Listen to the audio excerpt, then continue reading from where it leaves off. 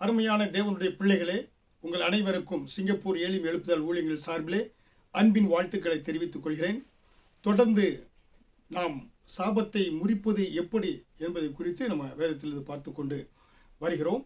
இன்றைக்கும் பார்த்தீங்கன்னா சாபம் எப்படி வருகிறது என்று 8 வழியிலே வருகிறது என்று கடந்த 2 தொடரிலே உங்களோடு பகிர்ந்து கொண்டேன். இன்றைக்கு அந்த சாபங்களை நாம் எப்படி முறிப்பது என்பதை குறித்து உங்களோடு பகிர்ந்து கொள்ள இருக்கிறேன். கவனத்தோடு கூட வேதத்தை வைத்து பென்சிலோ எடுத்து நோட்டில் குறித்து வைத்து கொண்டால் மிக மிக ஆசீர்வாதம், ஒரு விடுதலை பெற்ற வாழ்க்கை நீங்கள் வாழ முடியும். சரிங்களா?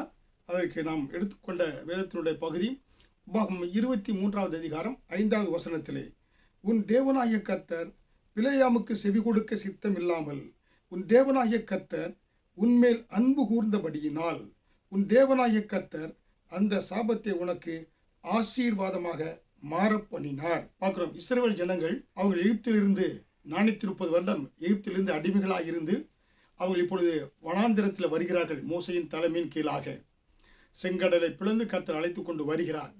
மேகஸ்தம் அவர்களுக்கு வழிகாட்டியாக இருக்கிறது. மேகஸ்தம் எந்த இடத்துல நிற்கிறதோ அந்த இடத்தில் அவர்கள் பாளையம் இறங்குவார்கள். அங்கே டெண்ட் அடித்து அந்த ஏன்னா மொபைல் சர்ச் அதை சுற்றி அவர்கள் பாளையம் இறங்கி அங்கே தங்குவார்கள். மேகஸ்தம்பம் எப்பொழுது மூவ் ஆகிறதோ நகர்கிறதோ அப்பொழுது அந்த மேகஸ்தம்பத்தை அவர்கள் ஃபாலோ பண்ணி செல்வாங்க. அப்படியாக இஸ்ரவேல் ஜனங்கள் வருகிறார்கள். வருகின்ற பொழுது ஒரு இடத்துல ஒரு பள்ளத்தாக்கிலே அவர்கள் தங்குகிறார்கள். அங்கே தங்குகின்ற பொழுது கிட்டத்தட்ட 20-30 லட்சம் இஸ்ரவேல் ஜனங்கள் தங்குகிறார்கள்.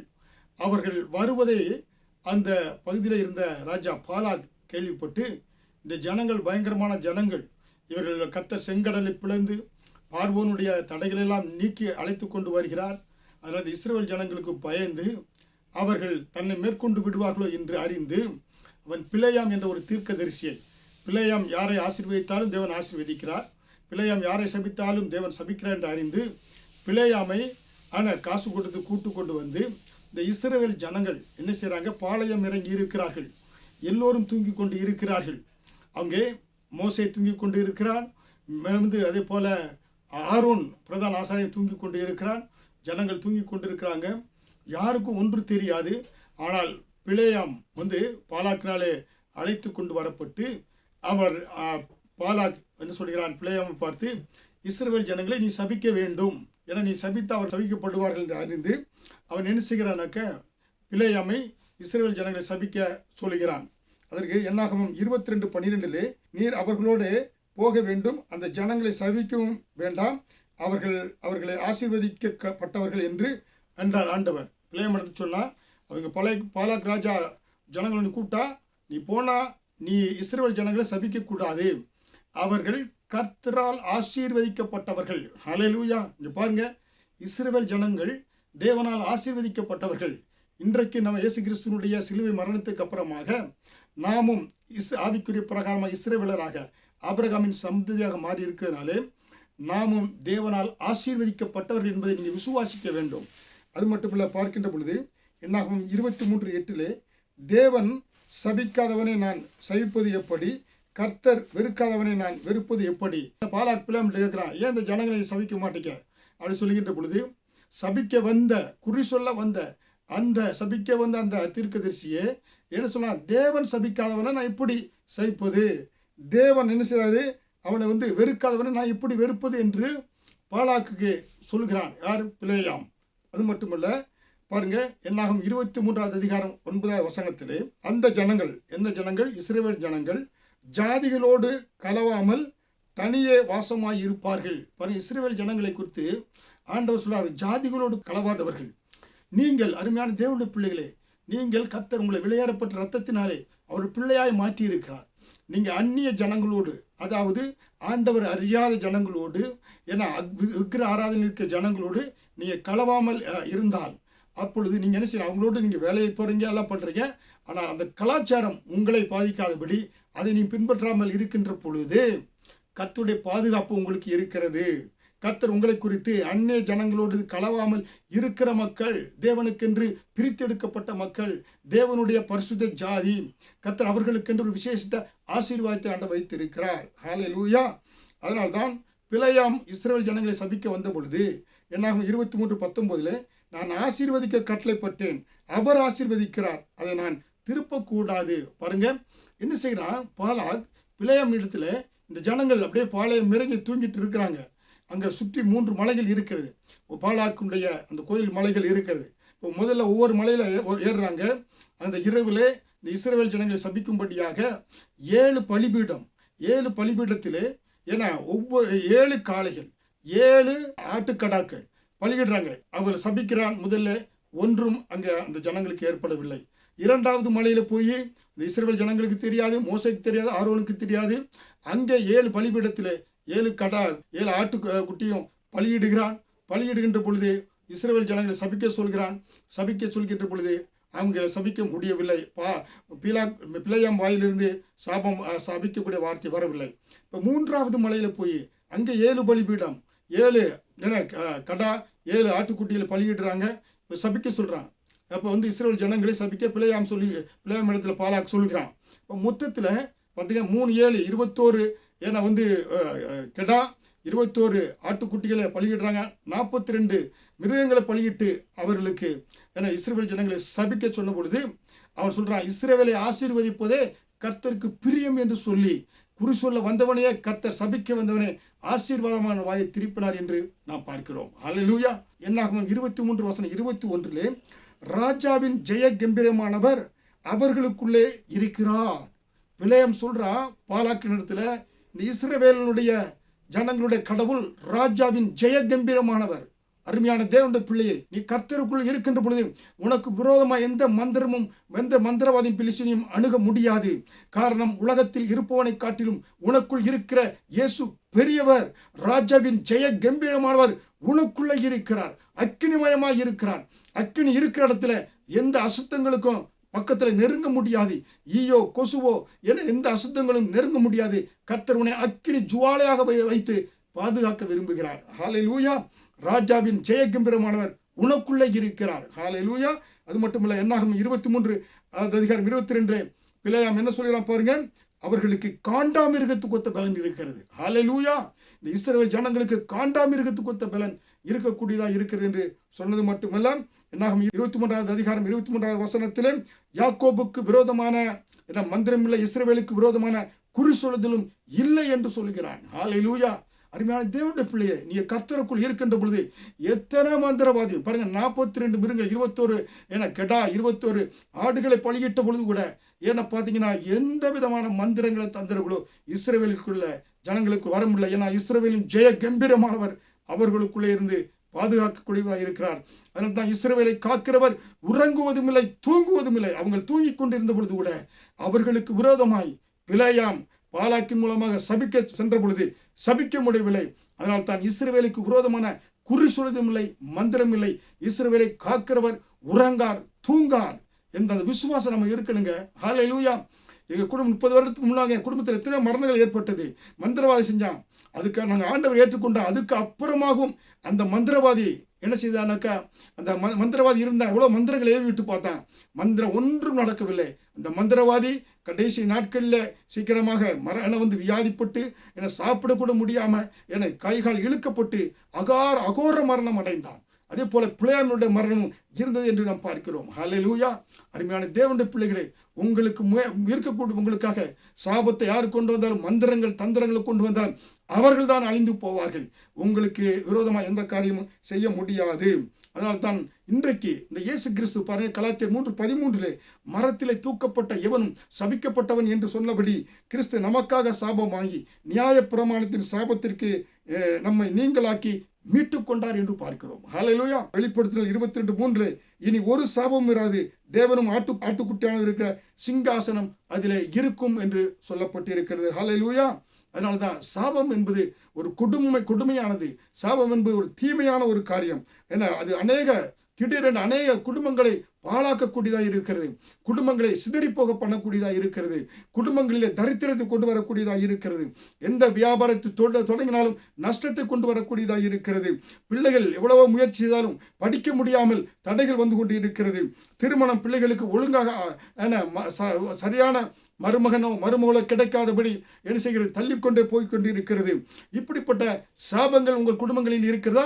இன்றைக்கு இஸ்ரவேலின் ஜெய கம்பீரமானவர் பாருங்க, காண்டாமிருகத்துக்கு ஒத்த பலனை கொடுக்கக்கூடியவர் இன்றைக்கு அந்த சாபத்தை சாப சங்கிலிகளை முறித்து தெரித்து ஓட செய்யக்கூடியவராக இருக்கிறார். நீங்க விசுவாசித்தால் தேவனுடைய மகிமையை உங்கள் வாழ்க்கையில் உங்கள் குடும்பத்திலும் பார்க்க முடியும். ஹல்லேலூயா. ஒன்றை மட்டும் நீங்க தெளிவாக தெரிந்து கொள்ள வேண்டும். தேவன் என்ன செய்கிறார் என்றால், நீங்கள் சாபத்தில் வாழ்வதை அவர் விரும்பவில்லை.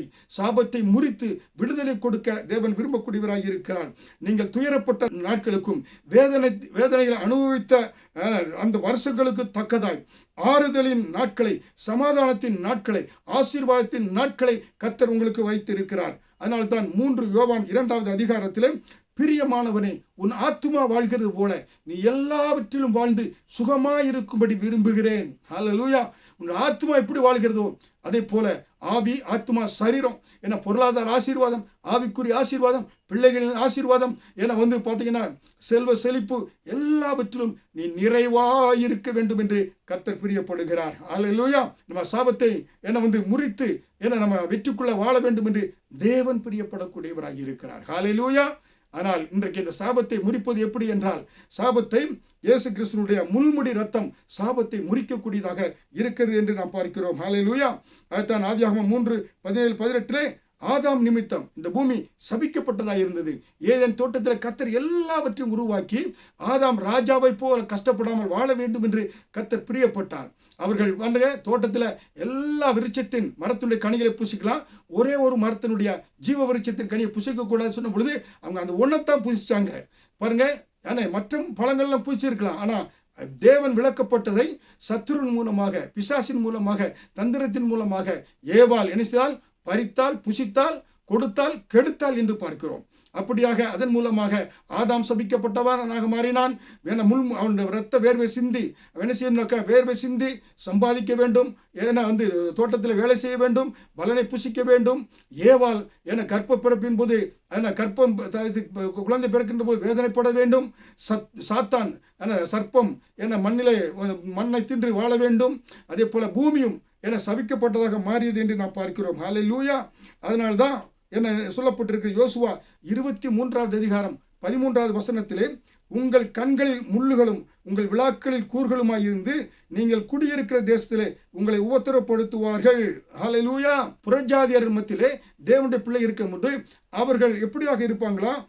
கண்களுக்கு முள்ளுகளாகவும் விழாக்களில் கூர்களுமாய் இருந்து உங்கள் குடியிருக்கிற தேசம் உங்களை உபத்திரப்படுத்துவார்கள். நீங்க ரட்சிக்கப்படாத விசுவாசிகளோடு நீங்க ஐக்கிய வைக்கின்ற பொழுது, அவர்கள் உங்க பக்கத்துல குடியிருக்கின்ற பொழுதுதான் சரி, அவரோட இருக்கின்ற பொழுது அவர்களுக்கு சத்தியம் தெரியாது, ஆவிக்குரிய கனிகளை கொடுக்க தெரியாது, உண்மையான தேவனை வணங்க தெரியாது. அவர் விக்கிரங்களை வணங்கி புகையை ஊதி கொட்டடிச்சு அது இது பண்ணி இதெல்லாம் பண்ணாங்க. உங்களுக்கு அது எரிச்சலை உண்டாக்கும். உங்களுடைய ஆவிக்குரிய ஜீவனுக்கு உங்களுடைய கண்களுக்கு முள்ளுகளுமாகவும் உங்கள் விழாக்களுக்கு அவர்கள் கூறுகளுமாக இருப்பார்கள் என்று தேவன் சொல்கிறார். ஹல்லேலூயா. என்னாகும் 33:55 உங்கள் கண்களில் முள்ளுகளும் உங்கள் விழாக்களில் கூறுகளுமாய் இருந்து நீங்கள் குடியிருக்க தேசத்தில் உங்களை உபத்திரப்படுத்துவார்கள். யோசுவா 23:13 உங்களுக்கு கண்ணியாகவும் வலையாகவும் உங்கள் விழாக்களுக்கு சவுக்காகவும் உங்கள் கண்களுக்கு முள்ளுகளாகவும் இருப்பார்கள் என்று நிச்சயமாய் அறியுங்கள். ஹல்லேலூயா. தேவன் பாருங்க எப்படியாக, ஏன்னா அந்நிய ஜாதிகளோடு களவாதவர்கள் நாம். ஹல்லேலூயா. நாம் பரிசுத்த ஜாதி, தேவனை அறிந்த ஒரே ஒருவர் தான் நாம் பரிசுத்த ஜாதியாக இருக்கிறோம். ஹல்லேலூயா.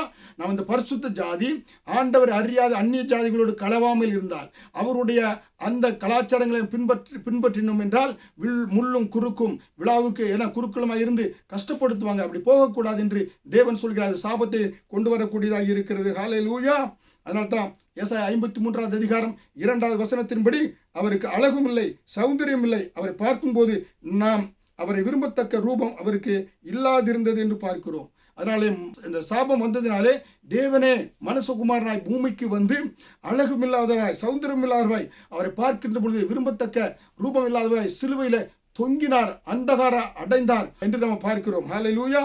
அதனால தான் இயேசு கிறிஸ்து முள்முடி சூட்டப்பட்டவராய் இந்த சாபத்தை தன் தலையின் மேலே ஏற்றுக்கொண்டவராய் அவர் பாருங்க, மார்க்கு 15வது அதிகாரம் வசனம் 17 முதல் 19 பார்க்கின்ற பொழுது, சிவப்பான மேலங்கி அவருக்கு உடுத்தி முள்முடியை பின்னி அவருக்கு சூட்டி யூதருடைய ராஜாவை வாழ்க என்று அவரை வாழ்த்தி அவரை சிரசில் கோலால் அடித்து அவர்கள் மேல் துப்பி முழங்கால் படியிட்டவரை வணங்கினார்கள் என்று நாம் பார்க்கிறோம். ஹல்லேலூயா.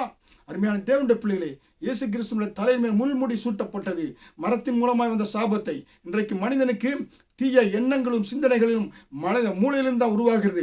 அதனால தீய எண்ணங்கள் சிந்தனைகள் அதன் மூலம் சாபம் வருகிறது. அதனால தான் இயேசு கிறிஸ்து அந்த பீனா கிறிஸ்டி என்று சொல்லக்கூடிய அந்த முள்முடி அவர் மேலே சூட்டினார்களாம்.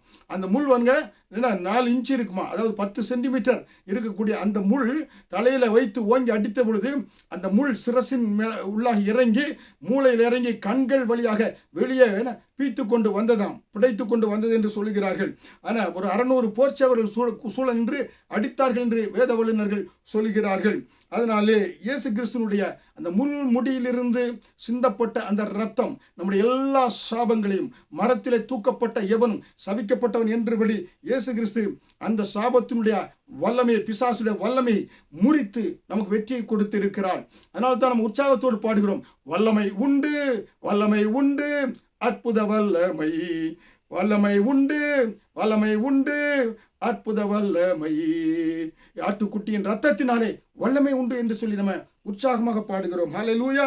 அதனால்தான் இயேசு கிறிஸ்துவின் ரத்தம் சாபங்களை முறிக்கக்கூடிய ரத்தம் என்பதை விசுவாசித்து அந்த இரத்த கோட்டைக்குள் வந்து விடுங்க. ஒவ்வொரு நாளும் அந்த இரத்த கோட்டைக்குள் நீங்க வருகின்ற பொழுது கர்த்தர் உங்களுக்கு நிறைவான பலனை கொடுக்கக்கூடியவராக இருக்கிறார் என்று நாம் பார்க்கிறோம். ஹல்லேலூயா. தேவன் அவரை நம்பி வந்த ஒவ்வொருவரும், அந்த இரத்த கோட்டைக்குள் வந்த ஒவ்வொருவரும் விடுதலை பெற்றுக்கொண்டு அவர்கள் வாழ்க்கையில ஆசீர்வாதத்தை பெற்றுக்கொண்டு நிறைவாக வாழக்கூடியவராக இருக்கிறார்கள். ஹல்லேலூயா. அப்ப சாபத்தை முறிப்பது ஒன்று என்ன?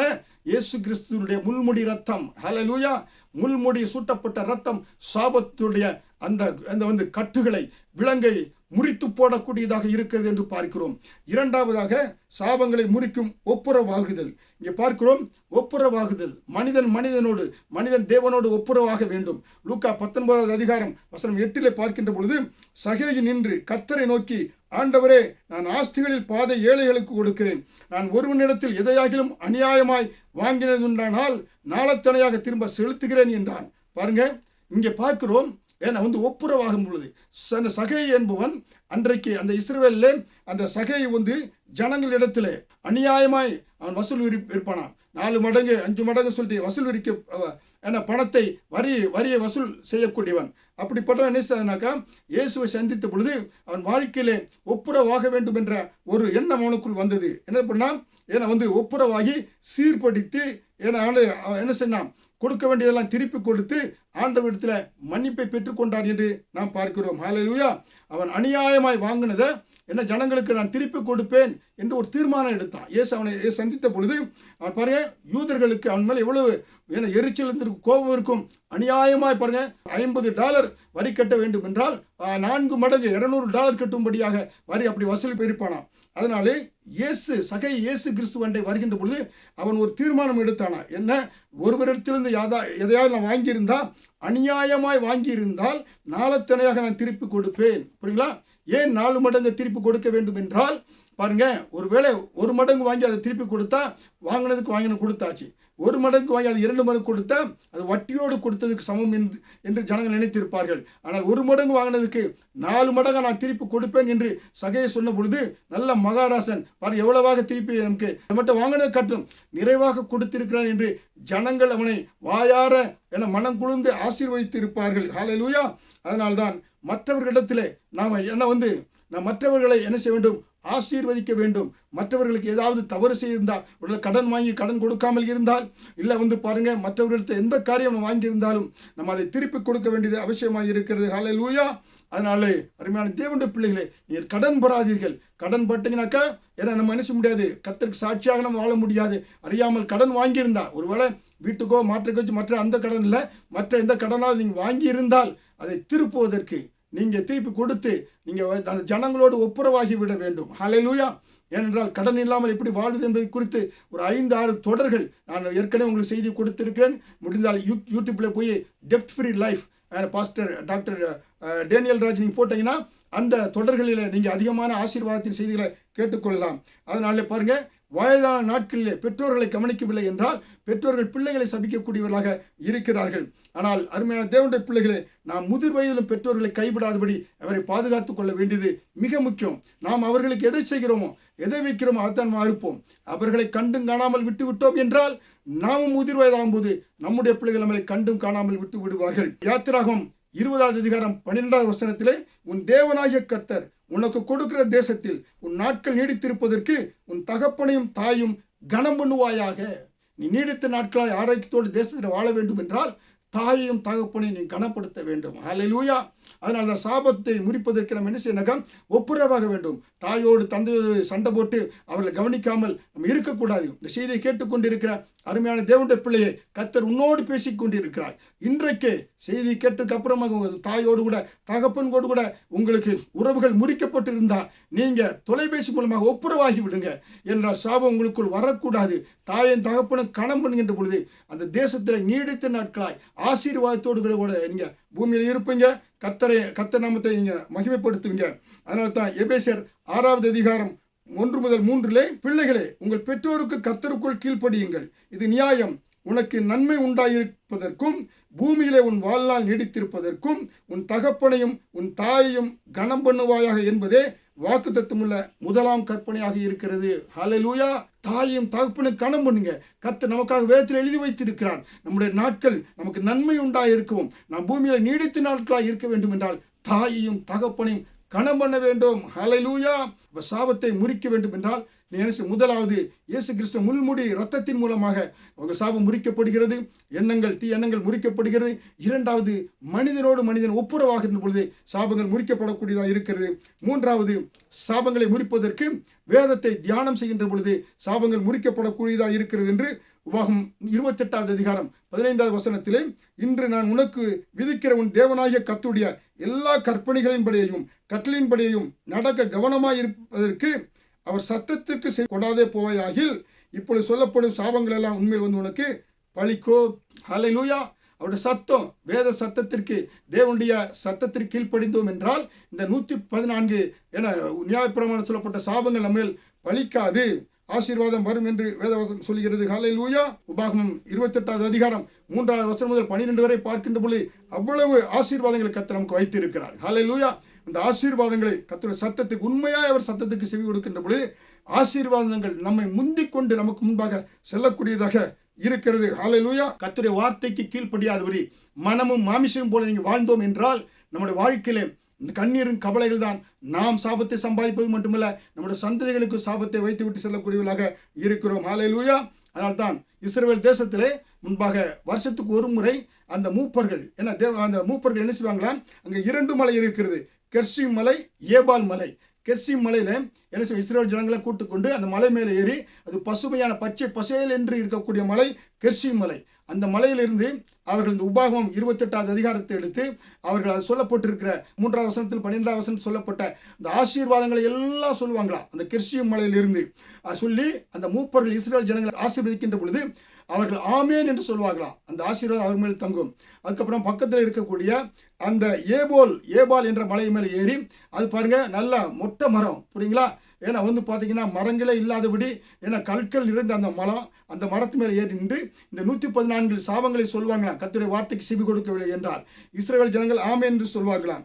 அப்போ பாருங்க, அந்த தேவனுடைய வார்த்தைக்கு கீழ்ப்படுகின்ற பொழுது எவ்வளவு ஆசீர்வாதங்களை அவர்கள் பெற்றுக்கொள்கிறார்கள் என்று நாம் பார்க்கிறோம். அதனால தான் கலாத்தியர் 3:11 படி மரத்திலே தூக்கப்பட்ட எவனும் சபிக்கப்பட்டவன் என்று எழுதியிருக்கும்படி கிறிஸ்து நமக்காக சாபமாகி நியாயப்பிரமாணத்தின் சாபத்திற்கு நம்மை நீங்களாக்கி மீட்டுக் கொண்டார் என்று அந்த 114 சாபங்களை நீக்கி கர்த்தர் நம்மை விடுதலையாக, நம்முடைய பிள்ளையாக, ஆசீர்வதிக்கப்பட்ட ஜனமாக இயேசு சிலுவையில நம்ம என்ன செய்திருக்காரு, நமக்கு ஆசீர்வாதத்தை கொடுத்திருக்கிறார். ஹல்லேலூயா.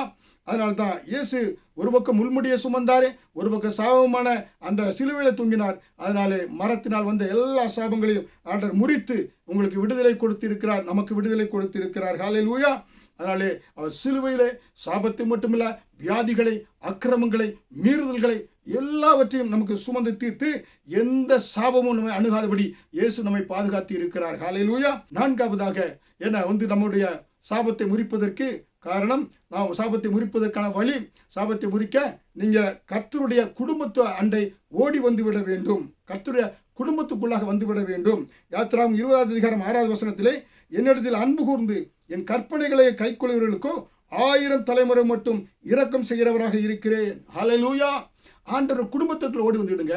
இயேசு கிறிஸ்துவை சொந்த ரட்சகராக ஏற்றுக்கொள்ளுங்க. அப்படி குடும்பத்துக்குள்ள முழு குடும்பம் வந்துட்டீங்கன்னா எந்த கண்ணீரோ கவலோ சாபங்களோ உங்களுக்கு இருக்காது. கர்த்தருடைய குடும்பத்துக்குள்ளாக நீங்கள் எப்பொழுது இருக்க வேண்டும். ஹல்லேலூயா. அதனால் மழை பெய்கின்ற போது கொடைக்குள்ள இருந்தா ஏன்னா அபயம், கொடையை விட்டு வெளியே அங்கங்கள் போகிற பொழுது அபாயமாக இருக்கிறது. அதே போல்தான் உபாகமம் 23வது அதிகாரம் 3வது வசனத்தில் ரூத் ஒரு மோவாபிய ஸ்திரீ. அவர் யாருன்னாக்க ஆபிரகாமுடைய அண்ணனுடைய மகன் லோத்து இருந்தான் பாருங்க. லோத்து எரிகோ சபிக்கப்பட்ட பொழுது, சோதம் சபிக்கப்பட்ட பொழுது, அவள் மனைவி போகும்போது உப்புத்தூணா மாறினா அவளுடைய 2 மகளும், மூத்த மகள் இளைய மகளும் மலைக்கு சென்றாங்க லோத்துவோடு கூட. அங்கே அவர்கள் சந்ததி உருவாகுது என்று சொல்லி மூத்த மகள் இளைய மகளும் தகப்பனோடு கூட சயனித்ததினாலே அங்கே அம்மோனியர்களும் மோவாபியர்களும் 2 சந்ததி உருவானது. தேவன் உபாகமம் 23:3 அம்மோனியர்களும் மோவாபியர்களும் தகாத உறவினால வந்ததினாலே சபைக்கு உட்படலாகாது என்று கர்த்தர் சபித்தார். சபிக்கப்பட்ட ஒரு ஜனம் அம்மோனியர்களும் மோவாபியர்களும். ஆனால் இந்த மோவாபிய ஸ்திரீ ஆகிய ரூத் என்பவள் நகோமியை சார்ந்து கொண்டு அவள் பாருங்க இந்த மோவாபிய தேசத்திலிருந்து எருசலேமுக்கு வருகிறார். எருசலேமுக்கு போவாசிடத்தில் வந்த பொழுது, இஸ்ரவேலின் தேவனாகிய கர்த்தருடைய செட்டைகளின் கீழ் அடைக்கலமாய் வந்த உனக்கு நிறைவான பலன் இருப்பதாக. ஹல்லேலூயா. கர்த்தர் அந்த மோவாபிய ஸ்திரீவை போவாஸ் அந்த போவாசோடு இணைய செய்து, அவர்கள் நகோமி அந்த இடத்துல போவாஸ் இருந்த சொந்தக்காரன், அவனோடு இணைய செய்து கர்த்தர் அதன் மூலமாக போவாசுக்கு ஓபேத்தும், ஓபேத்துக்கு தாவீதின் தகப்பனாகிய ஈசாயும், ஈசாய்க்கு தாவீதும் பிறக்கும்படியாக, தாவீது வம்சத்திலே இயேசு கிறிஸ்து பிறக்கும்படியாக அந்த தேவனாலே சபிக்கப்பட்ட அந்த சாபத்தையே தேவனே முறித்து இயேசு கிறிஸ்து அந்த சாபத்தினுடைய சந்ததியிலே மோவாபிய ஸ்திரீயாகிய அந்த ரூத்தின் சந்ததியிலே அவர் தாவீதின் குமாரனாக பூமிக்கு அந்த சாபத்தை இயேசு முறித்து போட்டார். இயேசுவினாலே முறிக்க முடியாத எந்த சாபமும் இல்லை. அதனாலே அன்றைக்கு மோவாபியர்கள் அம்மோனியர் சபைக்கு உட்படலாகாது என்று சொன்னது போல கர்த்தர் அவர்களையே அந்த சந்ததியிலே இயேசு கிறிஸ்து சாபத்தை முறித்து போட்டார். முள்முடி வேந்தன் சாபத்தை முறிக்கிற இயேசு உங்கள் குடும்பத்துக்கு புறாதமாய் எப்படிப்பட்ட சாபமாக இருந்தாலும் அந்த சாபத்தை இயேசு முறித்து போடக்கூடியவராக இருக்கிறார். அவருடைய செட்டைகளுக்குள்ளாக இயேசு என்ற குடும்பத்துக்குள்ளாக ஓடி வந்து விடுங்க. நிறைவான இஸ்ரவேலின் தேவனாகிய செட்டைகளின் கீழ் உனக்கு நிறைவான அடைக்கலமாய் உனக்கு நிறைவான பலன் இருப்பதாக. ஹல்லேலூயா.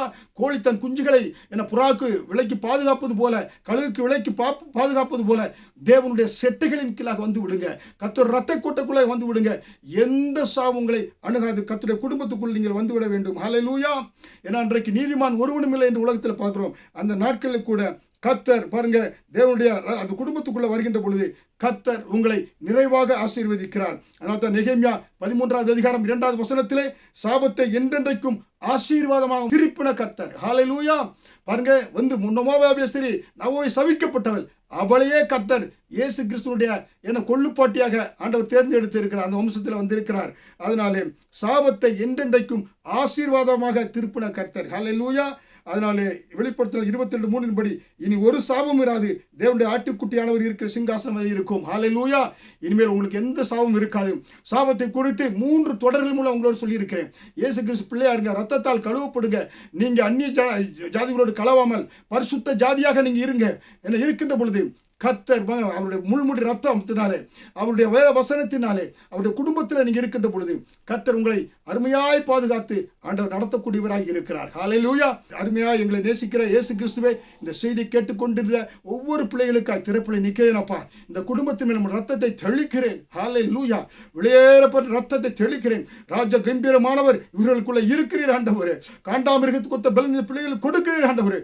எந்த தீங்கு அணுகாதபடி ஒவ்வொருவரையும் அக்கினி ஜுவாலையாய் மாற்றுவீராக. உமக்காய் வீருண்டு எழும்புகிற அக்கினி பிளம்பாய் பிள்ளைகள் எழும்பட்டும். மந்திரவாதிகளுக்கு பிசாசுகள் சவால் கொடுக்கக்கூடியவர்களாய் ஆண்டவரே இந்த பூமியில இவர்களை பலப்படுத்தும்படியா நீ செபிக்கிறேன் ஆண்டவரே. இந்த வேளையில் ஒரு அக்கினியை போடுங்கப்பா, அது பற்றி எரியட்டும். பலிபீடத்தில் எப்பொழுதும் அக்கினி தொடர்ந்து பற்றி எரிந்து கொண்டே இருக்கட்டும். உடைய வருகை வரை இவர்கள் அக்கினி ஜுவாலிகளாய் மற்றவர்களை பற்ற வைக்கக்கூடியவர்களாய் மாற்றுவீராக ஆண்டவரே. இனிமேல் ஒரு சாபம் இராது என சொல்கிறீர் ஆண்டவரே.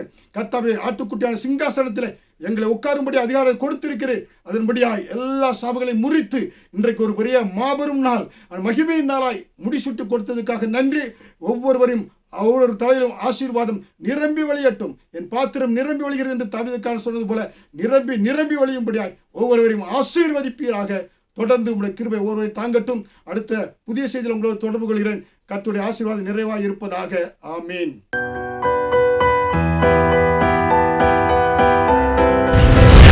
கர்த்தர் உங்களை ஆசீர்வதிப்பாராக.